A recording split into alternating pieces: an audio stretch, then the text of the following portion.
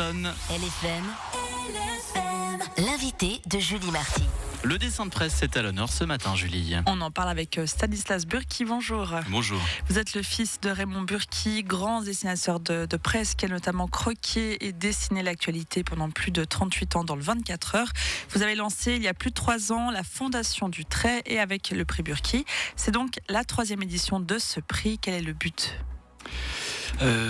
D'abord c'est un hommage à mon cher papa qui du coup le rend éternel à travers ce prix qu'on renouvelle chaque année.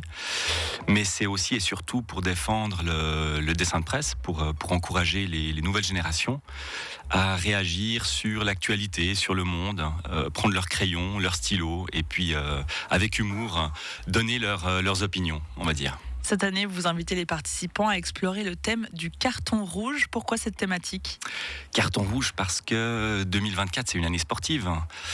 On va avoir les JO, on va avoir l'Euro. Donc on s'est dit que c'était un thème assez sympathique, court, facile à retenir, inspirant, qui peut, je l'espère, nous faire découvrir des dessins autour de, évidemment du sport, mais pas que. Le carton rouge, c'est la sanction en général. Donc ça peut être aussi une critique sociale, politique. Je suis sûr qu'on va recevoir de belles choses. Les dessins de l'édition 2024, donc de cette édition, seront exposés à l'espace Amaretto à Lausanne du 13 au 18 mai 2024. Quels sont les critères pour vous ? Qu'est-ce qu'un bon dessin de presse ? Un bon dessin de presse, pour moi, c'est ce raccourci visuel qui doit marquer les esprits, frapper les esprits rapidement, très rapidement, en quelques secondes. On va dire qu'en 2 secondes, on doit avoir compris déjà le dessin. Et puis, si on peut sourire, c'est que c'est gagné. Avec peu de texte, comme votre papa. Il y a tous les styles, tous les genres. Mon père avait cette faculté de dessiner sans texte, mais il y a d'autres dessins de presse qui sont très bons avec du texte. Stanislas Burki, vous êtes donc le directeur de la Fondation du Trait qui a comme volonté, vous l'avez dit, de promouvoir le futur du dessin de presse roman. Est-ce que c'est un domaine qui doit se renouveler aujourd'hui ? Oui, disons que la presse écrite traverse toutes sortes de difficultés. Donc je pense que le dessin de presse, alors il est associé à ce vecteur, à ce support qui est le papier. Mais aujourd'hui, il se transforme. Je pense qu'il évolue aussi avec les nouvelles générations qui se l'approprient. On est quand même dans un monde où les images ont un énorme pouvoir, où l'attention est très courte dans cette ère de zapping. Donc je pense que le dessin de presse a un rôle vraiment à jouer. Ce raccourci visuel, cette fenêtre sur le monde donne un aperçu et une critique que je trouve intéressante. Pour un autre dessinateur de presse, Patrick Chapat, pour le citer, le métier de dessinateur de presse est en voie d'extinction. Vous pensez la même chose ? Disons que comme on le connaît, c'est-à-dire dans le papier, comme je découvrais les dessins de mon père tous les matins, c'est clair que je pense que d'ici 10, 15, 20 ans, il y aura peut-être plus cette façon de découvrir le dessin, mais je pense qu'aujourd'hui, sur les réseaux, à travers les vecteurs, des plateformes propres aussi, mais aussi à travers sa forme. Je pense qu'il y a beaucoup de choses qui se font.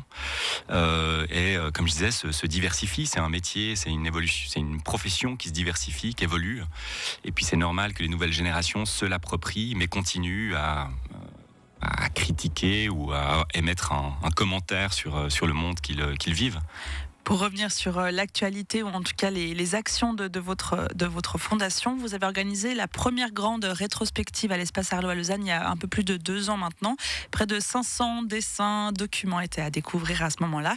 Est-ce que d'autres expositions sont prévues prochainement ? Alors il y a l'expo du prix, où on va exposer les meilleurs dessins au mois de mai. Concernant l'œuvre de mon père, vous dites, alors il y a des idées, c'est vrai. Il y a des idées après les 10 ans de sa disparition. J'aimerais bien réussir à monter une exposition au Cartoon Museum à Bâle. Donc voilà, il y a déjà quelques discussions qui se sont ouvertes. Et puis ça serait aussi une bonne manière de faire évoluer le prix pour qu'il s'ouvre finalement à la Suisse entière. Vous aviez aussi, au moment de l'exposition, proposé tout un travail autour de la médiation avec les enfants. Est-ce que c'est quelque chose que vous menez toujours aujourd'hui ? Oui, on va enfin pouvoir lancer ce programme de médiation. C'est prévu de réaliser des tests déjà ce printemps dans des classes de collège, de gymnase à Lausanne. Et voilà, on va ensuite étendre ça à la Suisse romande. Donc des ateliers de médiation qui auront pour but de donner des outils pour décrypter ce que c'est un dessin de presse, comment ça fonctionne, aussi un regard sur l'histoire du dessin de presse. Je pense que c'est important de donner les clés aussi aux nouvelles générations.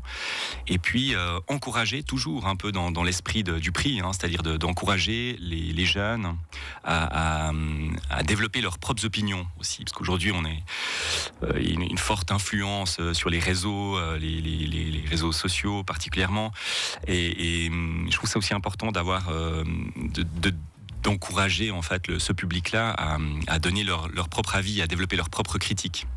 Il y a aussi cette plateforme letrait.ch où on peut retrouver les 8000 dessins de Raymond Burki. C'est classé par mots-clés. On peut retrouver par exemple les dessins de presse d'aujourd'hui, du 5 février. Quel retour est-ce que vous avez autour de cette plateforme ?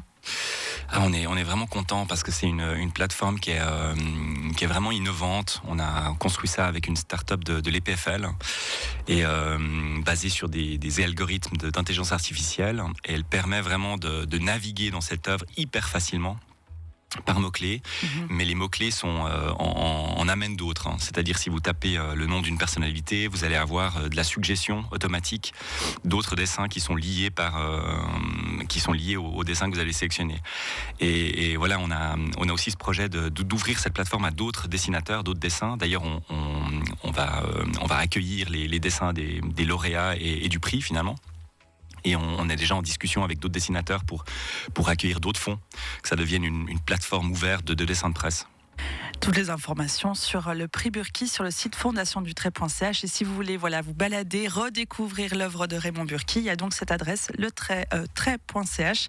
Stanislas Burki, vous êtes le directeur de la Fondation du Trait. Merci d'avoir été avec nous ce matin. Merci. 7h28 sur LFM.